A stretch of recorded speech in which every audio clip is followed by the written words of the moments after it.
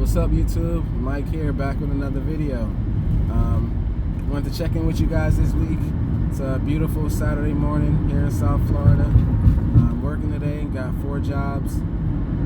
Just did one, which was a Samsung dryer, not heating, had to change the element. Next one I'm heading to is a Kenmore dryer, heats but doesn't turn, so we'll see. That might be a belt or pulley, or I don't know, we'll see. Motor maybe. Come on, guy. So I wanted to catch up with you guys this week. Was happy 4th to everybody. I took off on that day. I also took off Tuesday because it was my birthday. It's the first year I took off on my birthday, and that was, I don't want to say regretful, but I'm like, geez, because the following day, which is the Wednesday, I had 10 calls I needed to do, and you know, that's just what it was. 6 calls came in that were new, and I had 4 installs that were already set up. So it happens like that sometimes. I told myself once I started my business, I don't have to run more calls to make more money, you know, because now you're getting all the calls. When I was working for a company, I only did about 7-8 calls a day anyway. I didn't do more than that. I mean, some days I did, yeah, I'm not gonna lie. Some days I did, and some days I didn't. But that was the average, and that's how they kind of spaced the calls out for me. So yeah, you don't have to kill yourself to make a good living out here, especially you charge accordingly.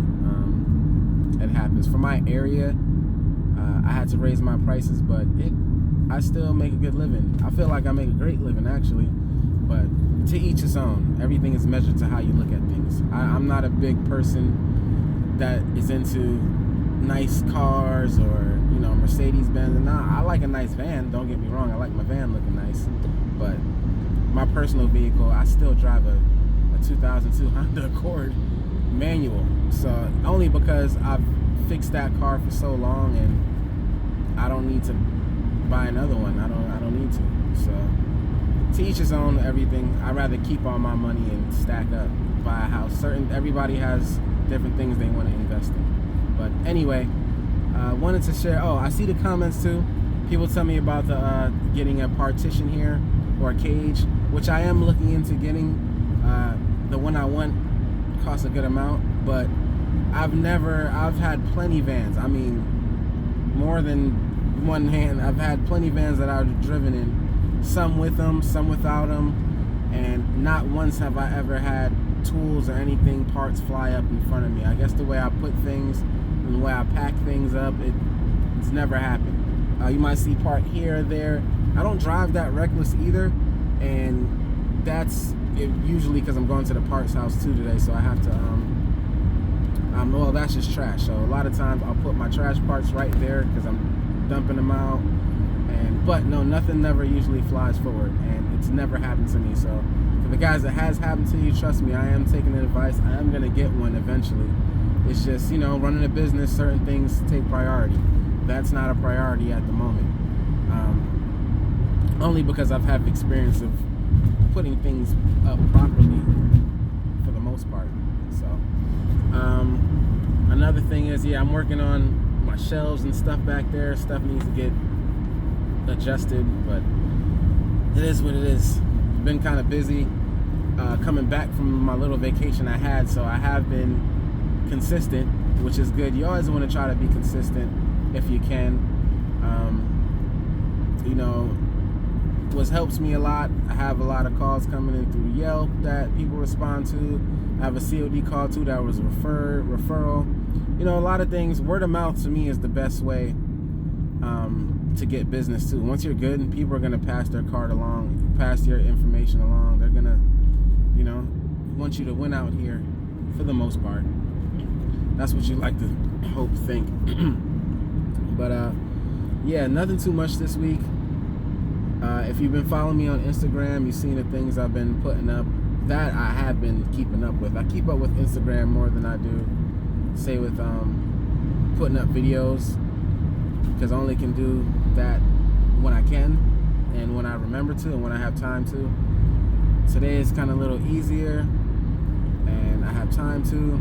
So I want to appreciate all the the good comments and the support from all you guys. I appreciate it. I haven't had any real negative comments since I think my first video I put up. Or somebody said, "Oh, you guys just love talking behind the camera." I'm like, it's not a lot of appliance repair guys that share their experiences out here or give any type of feedback. There are a lot of diagnostic and repair videos that I do see that you can, learn some stuff, learn how to fix things, learn how to change parts, learn how to disassemble. A lot of that is on here, but just a channel where us appliance guys can just talk and chat and just, there's a couple of us, and I like watching them. I like watching stuff in our own industry, in our own field, because there's not a lot. So, I want to tell people, keep doing it. And if there's more guys want to make them. I mean, nobody's stopping you. Nobody. When I was watching the videos, I'm like, you know what? I should share my experience and share what I do out here with people. I'm not, the best technician in the world, but in my eyes, I aim to be the best technician I can be. And I'm out here surviving, making a living. I have my businesses thriving. I can't complain, and so my dad told me one thing I need to do is kind of pay it forward. As far as me hiring somebody, I'm like, well, right now I'm paying it forward a little by little. I give people the information I know every day, and I encourage guys, and guys encourage me. There's been guys that's been doing it a lot longer than me. There's been guys that's doing it a lot less than me that I can learn from. There's a wide variety of age groups in this field, but I will say it's not a lot of young guys, young guys. I know one for sure that has his own business, but not a lot of ones that are in their 20s that I know of. But I appreciate all the love and support. And our field is, we do have to know a lot out here. A lot of different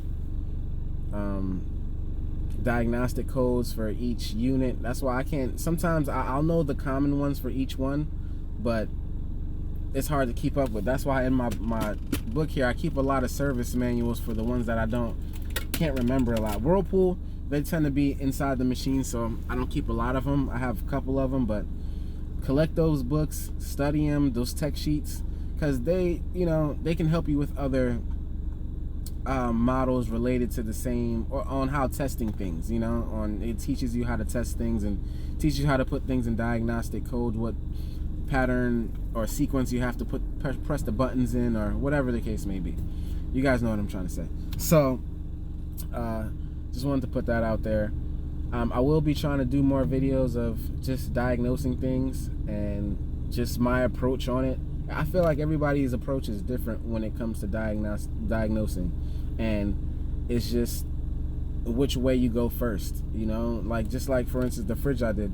Some people might go toward the timer first, or the thermostat first, or the overload relay first. Who knows? Everybody has a different step. It all depends on what you want to do, I guess, or how you do it. To me, there's not, I don't know, the right way sometimes. As long as you get to the same endpoint as far as fixing it and fixing it properly, then you shouldn't have any issues out here.